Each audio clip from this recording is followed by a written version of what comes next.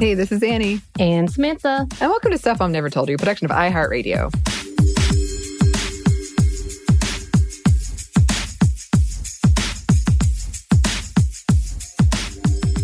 Yes, and welcome to another happy hour. And it is actually on a Thursday. It is a rainy Thursday. Yes, it's lightning and thundering. So sorry, Christina. It's going to give our happy hour a sinister note. Which is really sad because my cocktail is so light and lovely. Mm-hmm. And as per usual, at the very top, if you are drinking, please drink responsibly. Please note, we are not actually sponsored. And most of the alcohols and or drinks that we are talking about are because we think it's amazing what these companies are doing and want to highlight what they are doing and are typically ran by women or non-binary peoples. And we just want to acknowledge what they are doing and give them a big props about how great they're doing things. Yes, and I'm not going to lie, this has been one of my favorite segments. I've tried so many new things thus far. Yes. What do you think, Anney? Yes. Well, it's funny because I feel like this was part of your original plan, was to get stuff, to make friends and get stuff. Yes. And here you are. And speaking of which, yes, today marks as what I'm going to call a success, which was my goal from jump. And if you have been listening since the beginning of when I've been on, you already kind of know I had an agenda. And that being said, I have been able to add another woman to what I will call the Cementy friend crew. Because I'm like slowly racking them up. And that is the COO, Nayana Ferguson, who we highlighted their tequila not too long ago, Anteel Tequila, and we did a feature with their alcohol. And she was so kind to not only listen to our episode featuring their amazing Anteel Tequila, her amazing tequila, but sent us a bottle of their very unique and delightful coconut lime blanco tequila. She was like, look. I'm glad you like this one. Let me send you another one. And I was like, yes, please. So excited. And so, of course, we had to go onto their site to create their recipes for different cocktails. And Anney, what do you have in your pretty little hands? Oh, thank you. My hands don't get complimented enough. Well, that's fantastic. You got some good, very American nail polish going on. Yes, because Samantha and I just ran a race. It was bad. The pictures are hilarious. Oh, my goodness. They're so good. It's some of my favorite things I've ever seen. So first of all, I love coconut. It's one of my very favorite flavors. And I feel like most people I know don't like it. So it's something I don't get to have a lot because I usually do share. Coconut's not something I'm buying a lot of unless I'm sharing with people. So I love that. I'm drinking the tequila sour, which you chose, I think, because it had very few ingrrients. So thank you, Samantha. I was like, this is simple. I think you have a lemon. That was the intent. You were correct. I did have a lemon. So it's very easy. It's just 1.75 ounces of the coconut lime blanco tequila. And then I think 0.75 ounces of lemon juice. I kind of just I eyeballed it, everyone. You eyeballed it? Yes. And then some simple syrup. And then I topped it off with a little bit of sparkling because I like the kind of sparkles of it. And it's lovely. It's very light and fresh. It makes me want to be at the beach. I've got the beach vibes right now. Oh, yeah. Yeah, I hear you. And I decided on the Paloma, which is one of my favorite drinks, their recipe. And you should go and check out their site, which is teakspirits.com. But it is 2 ounces of coconut lime blanco tequila that we have. Half an ounce of fresh lime juice, 2 ounces of fresh grapefruit juice, 1 to 1.5 tablespoons of agave nectar, a pinch of salt. And then you top it off with some kind of sparkling as well. And I did SodaStream sparkling with a little bit of grapefruit because they said do a grapefruit sparkling water. So I did that to mine. And it is so good. It has that tartness. And yeah, Paloma is probably one of my favorites when it comes to cocktails. Problem for me, though, is, it is very tart. So as I'm talking, I'm having a lot of saliva building up behind my cheeks. Yeah. But it's so good, and it is so summery. I love it. It does feel kind of weird because it is rainy and dark outside, and I feel like this should absolutely be a patio time with my friends drink. Right. But it is delicious. And yeah, you should go check out their site, not only to get their alcohol, but also to get their recipes, because they have some really fantastic recipes. And one day when we have more ingredients, and they get real fancy on here, just so you know, real yes. fancy. And yeah, we wanted to talk again about Nyana and her work. And just so y'all know, they have so many awards to all of their alcohols. They're about to release a new brand, I think, with blood orange. So my goodness, they're killing it in this game. Absolutely. I believe they're also coming to Atlanta this month, Annie, to do a tasting of Atlanta or something like that. They're sponsoring something. Yes. And I was like, man, I need to try to figure out if I can go and meet them as a team, because they're doing, like I said, phenomenal work. And when we were talking about doing Anteel, they actually had a different name called Teak, which is what the site is, which is Teeq. Tequila, but they changed it, and I was kind of confused about why that was. And they actually did an interview where she talked about the fact that her husband has another company that has a similar name. And so they were like, maybe we need to change this up. And they decided on the name Anteel, which is Anteel, which comes from a species of Antillean hummingbirds. And the logo is actually a hummingbird. It's a really beautiful, like black, sleek, with this outline of a hummingbird on their label. So it was gorgeous. So I really thought that was interesting. And I do love this name. I feel like this name definitely fits this tequila. So kudos to that. Yes. But also, one of the things that I did want to focus on is Nyana is kind of, the face to the brand, and has come up as a forefront to being a leader in this specific brand. And I wonder how many COOs were women in the industry, and how often we see or talk about COOs. And there's not that many. As in fact, when I found some research, it said from one research, in 2017, only 25.5% of female executives in the Fortune 500 company were COOs, or CFOs, as that could be called, which is 61 out of 239 companies. And then it wasn't too different in 2007. It was actually only 23.3 at that point in time. So literally it only jumped in 10 years to 2.2%. And I was like, what is going on? And by comparison, the share of women executives serving as general counsel, they are sometimes called chief legal officers. There's so many titles, y'all. So many titles. They actually doubled. They went from 12.8% to 23.8%. So there has been some jumping up, but it's not too significant in all of the numbers. And when I was looking it up, they still had this conversation about whether or not that women can go past this quote unquote new glass ceiling for this title. It wasn't until 2018 that Starbucks had their first African-American woman being their COO. So it wasn't just recently that major companies started bringing up these other women and CEOs. There have been more and more in the tech industry, but not as many as you would expect, especially with how many companies are out there.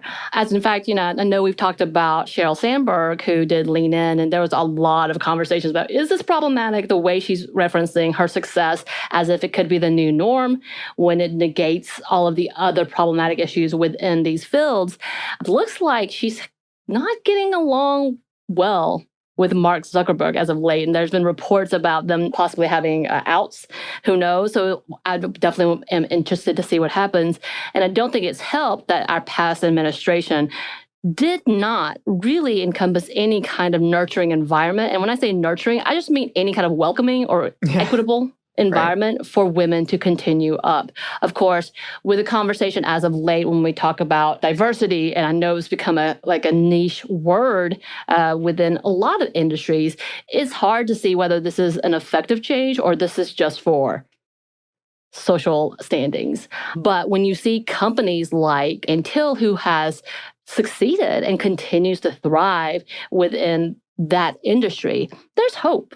I definitely believe that for sure. And what Nyana is doing on the forefront of being at the helm of this company is really encouraging to see. And you and I just recently talked about the Me Too stuff within the brewery industry and why things like this, why seeing people like Nyana being heads of this or being at this executive level is so important. Yeah. And I know it's not the same, but when I first got this job, and this job I have gone through a lot of changes in my role, but it's also gone through a lot of ownership changes. But when I first got it, my boss, my manager, but she was also helped create the company, which at the time was like How Stuff Works, the company. Mm-hmm. She was so influential to me as a young college student who was pretty shy and hadn't had, like, I'd had jobs, but not something that was, like, they were always had a fixed term, like it's for 6 months you're going to work here and that's the end of the job. Whereas this was more open-ended. And it was so important to me to have someone like her who was really open and frank about her experience. And also I felt like I could go talk to her about things. Like, I'm uncomfortable with this aspect of my job. And I'm not sure I would have felt that way if I hadn't had a boss who like went out of her way to get to know me and make herself available for me. And I just remember she asked me once, like, what do you want in terms of like, where do you want this job to go? And I was like, I don't want to manage people. I feel like that's inevitable. And she was just really open about it. She's like, yep, that's what, like, if the more money you make, this is where it's going to lead. But I don't know. I just really, really appreciated how open she was about it. And she fought for me. Right. And I think that, when the numbers are so small, I remember a couple years ago, I think it was at Fortune 500, there were more men named Dave who were CEOs than there were women. So that is so specific and so sad. I know, right? But it's just so important when you have that person that can really inspire you. And if you don't see that person, becoming that person. But yeah, it's really nice to see. Yeah. And I think that's, again, it's a laugh. But I laugh, I think, out of exasperation. Right. Oh, sure. Dave. Because it's true. Like, we talk about constantly who is doing what and who we're looking at. And we've talked about this before when we were talking about loss of jobs during the pandemic and who has risen and who hasn't risen and why we need to have a conversation. And I don't know, because we've not personally spoken with Nyana. She and her husband created their own company, and that's where she is. And that is oftentimes what people have to do. It, like you said, is if they don't see it, create it. Right. Which we've talked about with like Female First, when we talk about women making change and making history. They often are like, screw this. Y'all don't have something for me, I'll do it myself. Or you don't have this in process, let me do this. You don't have this machine, I'll invent it. Like, it becomes a whole thing, which is amazing. But again, it kind of how we've talked repeatedly about the fact if the opportunities are not there, if the funds are not there, if the schooling is not there, if the ability to actually take time to do these things are not there, do you have the playing field to do so? And again, how many people that we miss out in their incredible talents and gifts because they are forced, whether it's through economic situations, social situations, or just life, tragedy, whatever, that we don't ever see that. But I think there is also something to the fact that it is also taking a risk. Yeah. Because we talked about how often women downplay their own abilities because they think they have to do 120% to be qualified. Yes. We talked about this many times. And as in fact, Nyana, she did talk about how she started her own business and what advice she would give in one of her interviews. She says, quote, "The advice that I have for new potential business owners would be to formulate the plan for your business, research other businesses like yours or similar, and get a business coach, mentor, or consultant." And I think that's really important, which we don't have access to all the time. Yeah. And then there will be so much information to find out regarding a new business. But my other piece of advice is don't dwell on trying to get everything you need before you start. That's why most new business owners do not start their businesses. Get important information, get advice, but move forward and start your business. Yeah. And that's so true. Again, I feel like this could be to all, but specifically to women who oftentimes feel like their good is not good enough. So therefore they wait until everything's perfect. And I'm guilty of this. If I'm not good at it, I'm not doing it at all. That's kind of been my motto. And it's an awful motto. Right. Because I'm scared to do something and failing. And I think that's something that, just go move forward is such great advice in itself. Of course, again, you need to have all of those other things that you talked about. Make sure you have a reasonable understanding of what you're getting into. Kind of like buying a house, which, by the way, I'm trying to do not anytime soon, but just kind of making plans. And I'm nowhere near ready. But it takes a lot of planning to do so. Yeah. That reminds me of, I can never remember it exactly, but the Amy Poehler quote of like, just go and do it. If you're waiting to be perfect, you're never going to do it. So just get out there and do it. But also, I recently, and Samantha knows this, I got an audition for a role and I was like, I didn't feel really qualified, like 100% qualified, but not like 100%. And I was like, what would a man do? He would do it. So I auditioned anyway, and I'm glad that I did. I'm not sure that is how it should be, but I guarantee you that a lot of people probably auditioned for that weren't. And I was sitting there like, but I'm not totally perfect.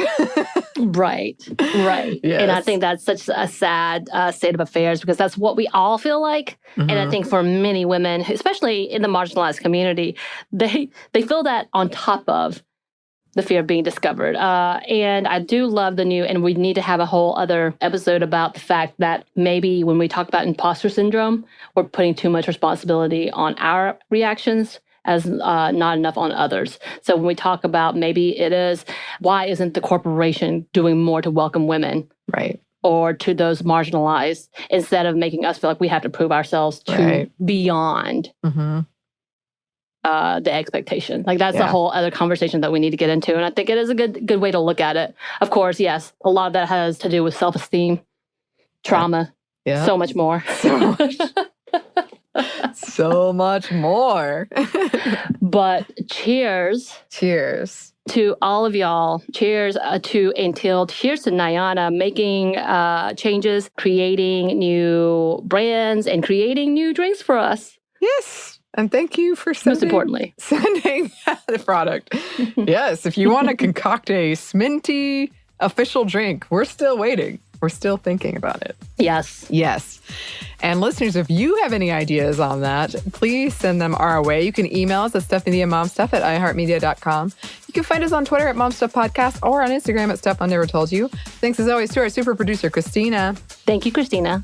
And thanks to you for listening. Stuff I Never Told You is a production of iHeartRadio. For more podcasts from iHeartRadio, visit the iHeartRadio app, Apple Podcasts, or wherever you listen to your favorite shows.